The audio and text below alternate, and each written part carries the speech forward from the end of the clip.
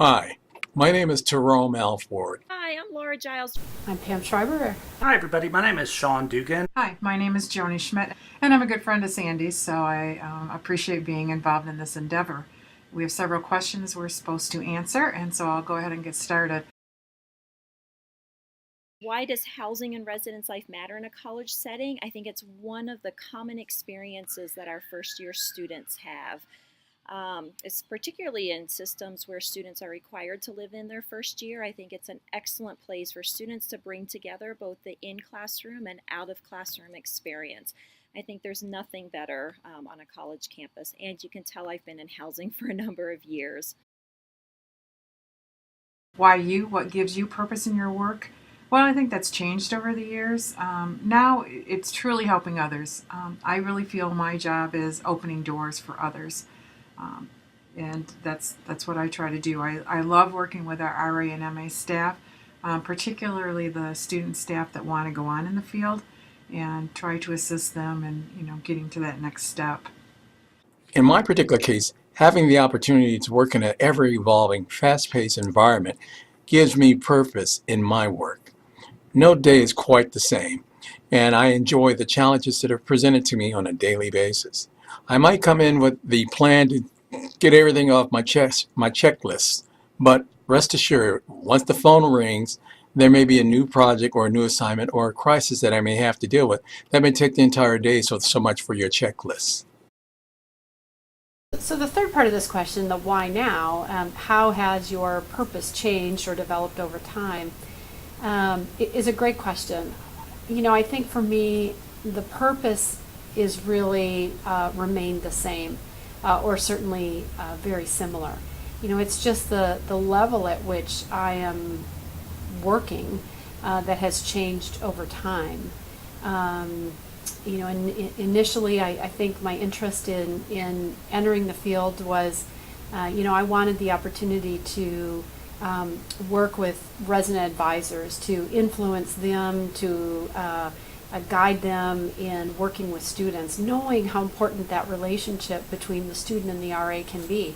And then as time went on, I wanted the opportunity to influence a larger group of RAs, and then I wanted the opportunity to influence professionals who supervise RAs and on and on. And so today I have the opportunity to guide a large department that includes housing as well as dining. And we look at both of those key functions as ways to not only support students, but to contribute to that transformational experience that they're having. My purpose has changed or developed over time. I think just as with responsibilities increase, I think your purpose changes and increases as well sometimes. I remember when I first got into this work, I was so thrilled to be working directly with students so soon after my own college experience. I wanted to give back. And but then as time has gone on and I've moved up within housing and also university administration, I have the ability to make bigger impacts on 8,000 students instead of my building of 500. Also, I get to work with many different issues that I didn't get to work with before, like facilities and construction and creating a work culture, creating a work environment that is friendly and relationship based, has really given me additional purpose in my work.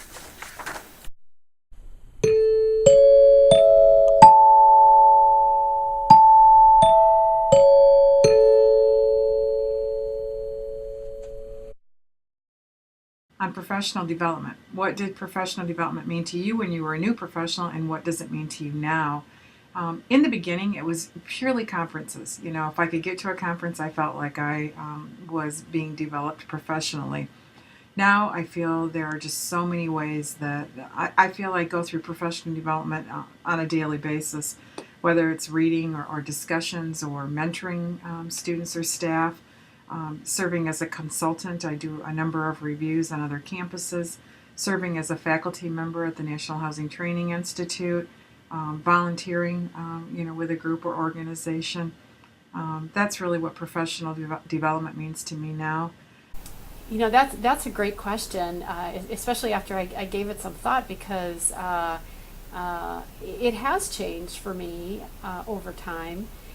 Early on in my career, I think I looked at professional development opportunities, particularly opportunities that involved getting together with other professionals, as opportunities to connect with them, to be with other people who could relate to the work that I was doing, to share stories, to have people say, oh, I get it, I understand, I've been there, I know what you're talking about. To really find community, I think, and to some extent, find some affirmation that the work I was doing was important, that it wasn't always easy, but that it was something worth believing in. So those things are still important to me, but I think now I look at professional development opportunities in terms of what is it that I need to learn. So I think I'm much more focused at looking at learning opportunities associated with whether it's a conference or a book or a webinar, a workshop. I sort of have this list of things that I want to do better in my work, to better understand, to gain knowledge, and I look for things out there that will give me that information. Connecting with colleagues, is again still important, but there's lots of ways of doing that, and attending a workshop or a conference is not the only way to find community. So I've been able to meet those needs in different ways, and rely on formal professional development opportunities for the sake of learning. So when I think about professional development, when I first started in my career, it really was about learning the skills and competencies to be a better professional for college students. I wanted to go to every single session. I wanted to meet many people at the conferences. And now when I really think about professional development, I think about learning the future, and I think about reading articles and going to conferences and engaging in conversations with colleagues that really challenge me to think a little differently and not to do what was done 20 years ago. I think about the future of higher education and what that looks like. I think about the future of a four-year public institution, and in particular, I think about the future of housing. Students are starting to choose colleges that are closer to home so that they don't have to live on the college itself or within the residence halls. And a lot of that is because of costs. So those are the things that when I think about professional development now, I think about those pieces. It's also, for me, staying in touch with colleagues. I always talk about learning and growing from others. And so when I was a newer professional, that growth really came from sitting there in a conference lecture, so to speak, and hearing what other campuses are doing. Now I feel like I learn a lot more by reading listservs or connecting with people across the country, or even picking up the phone and talking with colleagues and saying, hey, I'm facing this. What are you facing at your college campus, and how are you reacting, and how are you dealing with it?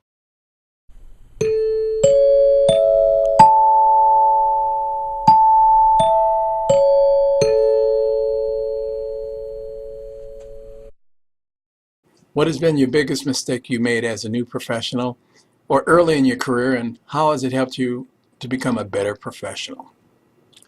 My biggest mistake that I made as a new professional is to assume all institutions operate the same. It should be said that one size did not fit all, and it's important to embrace the nuances of the campus culture that you're now a member of, knowing that it's not going to be the same as the place you left. The biggest mistakes that I see that new professionals make is that they have this impression that they're ready to become a senior student affairs officer upon graduation. That's a misnomer, folks. In reality, you may be very anxious to want to sit in the seat that I am in, but I can certainly inform you that it will take you some time to get used to being in this role, and you also have to learn about the political savviness and tenacity to take on this role. So give yourself some time.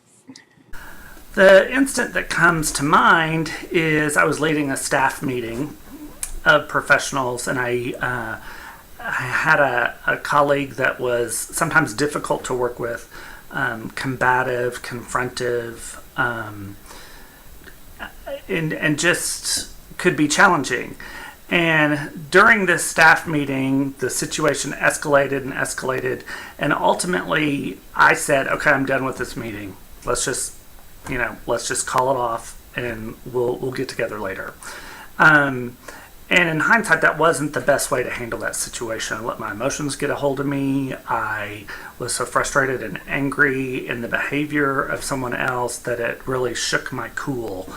And so I think what it taught me was to not let things get under my skin, to always approach things professionally, to listen more than I speak, to to just not let my emotions get involved to the point where it prevents me from working or being effective. And so I've tried to carry that forward with dealing with angry parents or angry administration or anything like that, that I'm going to be the cool, calm, collected person in the room. And I think that's, I'm glad I learned that lesson. Really, my biggest mistake when I first started in my career was really how I viewed diversity and social justice. I always had believed in representing the student experience in my staff and representing the student body. And I was pretty surfacey when I first started to think about those things. And I felt like as long as I had a student staff that reflected the identities of my students and I was meeting the needs. And now when I look back on that, and after my experience at the Social Justice Training Institute, it's so much deeper than that. So I really, when I look back, think about, yes, I was doing part of the puzzle in terms of diversity and social justice. I was looking at part of the pieces. I wasn't looking at that whole experience. And so now when I think about how it has shaped, I really think about policies, I think about procedures, I think about the mission of the institution and those individuals that influence that mission and those policies and procedures. So I think it's taking diversity from a small piece and making it into a larger, comprehensive social justice aspect. So the next part of this question is, what is the biggest mistake you see new professionals make? I'm very impressed with the new professionals that are coming out of graduate programs and stepping onto our campuses. I think if I had a piece of advice for new professionals, it would be to don't try too hard to make your mark or to leave some type of legacy in your position. It's hard to do because I think there's a natural, desire to say, I've contributed. I'm part of the team. I've done something that has made a difference. But I think, reflecting back, I would suggest that new professionals think about their career as a cumulative process, that they think about the impact they might have as cumulative, and not so much, this is the one thing I did here, and this is the program I initiated there, and this is sort of the list of things that I've accomplished. But just, calm down, step back, and think about the fact that at some point in time you'll be able to look back on your career and really see that cumulatively you made a huge impact. And so just be patient with yourself. I think oftentimes the new professionals think it's all about me. And again, I said that too when I first started because I was nervous about losing my job and not knowing enough to be there. But by this I mean sometimes when folks come back to visit, they never say, "How are you?" or "What's new here?" It's everything that's happening in their life, which I'm really glad to hear, and that's obviously the reason they're back. But it has to be a two-way street, and I think it's really important for us to always remember the other person and not just talk about what we're up to, but what they're up to as well. And I guess that kind of goes back to stories and listening to other folks' stories and and making sure that we truly listen to them.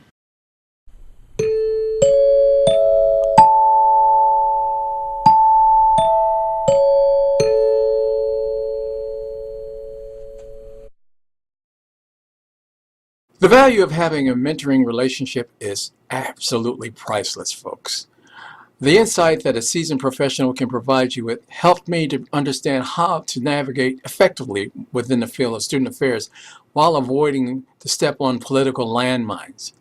Additionally, having a mentor means that there is someone that has a mutual investment in my overall development, both personally and professionally. The advice I would give to those new professionals that are seeking to identify a mentor or to establish a mentoring relationship with a professional is to find someone that you can trust and that mentor is invested in both you as a person and as a professional. In order to be successful in having a mentoring relationship, understand it's a two-way street, knowing that there will be some times that you may have some ideas or some strategies that you like to utilize and you bounce it off your mentor. But your mentor might have a different perspective, and know that sometimes it's going to be a little tough to hear that. But you certainly want to have someone that's going to be really invested in your well-being and that's going to share with you their perspective, so that way you know you're getting the best out of their investment for you and know that they're looking out for your best interests overall. I think there's great value in forming a mentoring relationship, but I think it's important to define what you seek in the relationship. I think if you want to learn, it's important that you look for a mentor who will challenge you. If you need support at that point in time, then it's important to look for someone who can be particularly empathetic and understanding of what you're going through and what your situation is, and someone that you can talk with about that aspect of your work. But I think it's important for you to figure out what are you needing and wanting out of a relationship, and to approach a prospective mentor with that in mind, and not to just ask someone, will you be my mentor, and then it's up to them to figure out what does that mean. Well, I'd like to think that any relationship is valuable. We try and have a culture here that is very relationship based, and to me, a mentor relationship is something that is beneficial to both parties. That is educational in nature and wants to have success for both parties, and so. Having those kind of relationships and people you can bounce ideas off of, that you can trust, that you can share your experiences or your concerns, that you can call out and get feedback on, are extremely valuable. They're a great stress reliever. I think they help you realize that you're not alone in dealing with the situation, and that people have been through it before, and trying to tap on that wisdom can help the situation go more smoothly for you.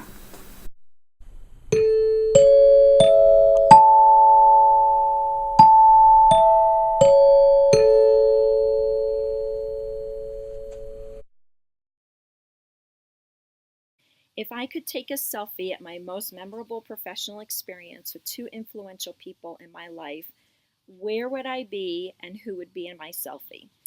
So it's going to sound cheesy, but the 4 different places that I would go ahead and have my selfie taken are the 4 different institutions that I have worked at. And so because I really feel like I have learned from every single one of those institutions. So that would be Northern Arizona University, University of Wisconsin-Madison. It would be at University of Massachusetts Amherst, and here again at Colorado State University.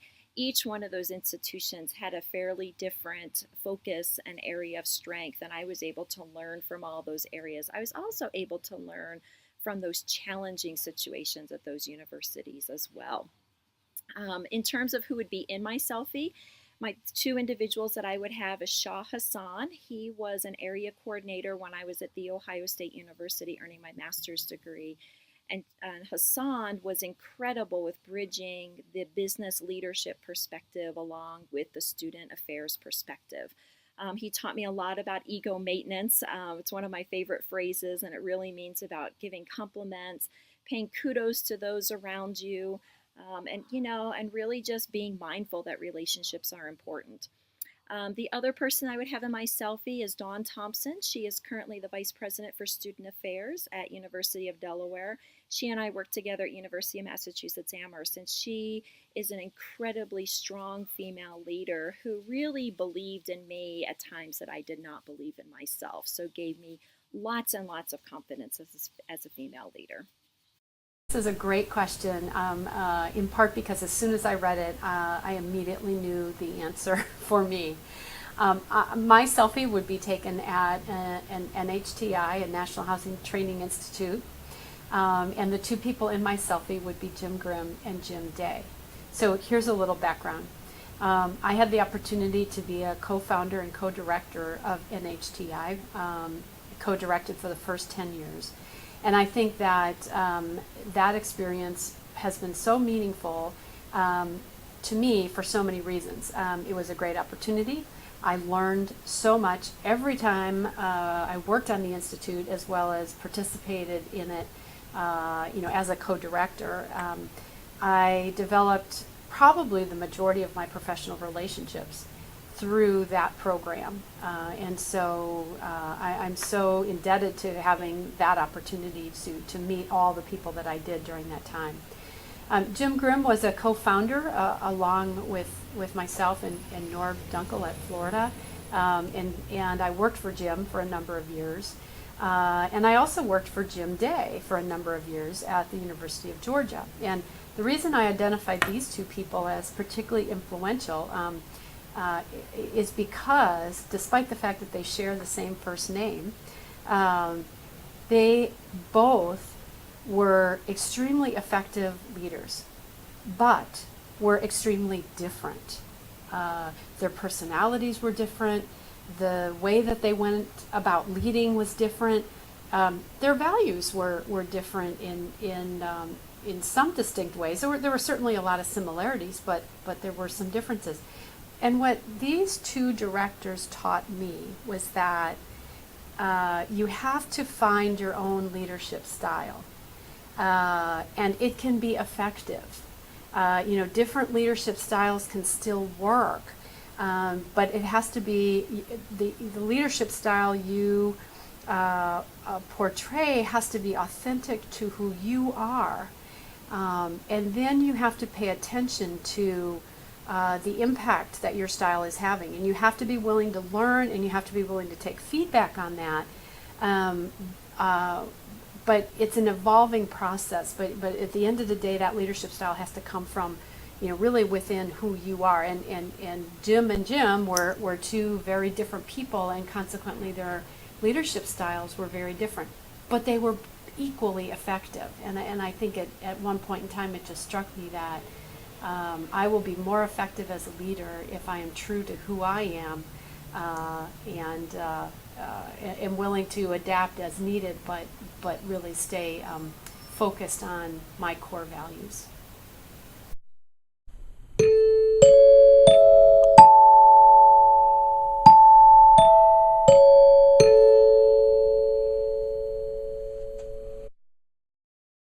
What's your funniest shareable story from working in housing? And you'd probably think that I would have a million, and I probably do, but I can't think of any the funniest ones. But I really do believe that you have to laugh every single day. And there is always something to laugh about. And I don't know if things are getting funnier or what, but every day there's something funny.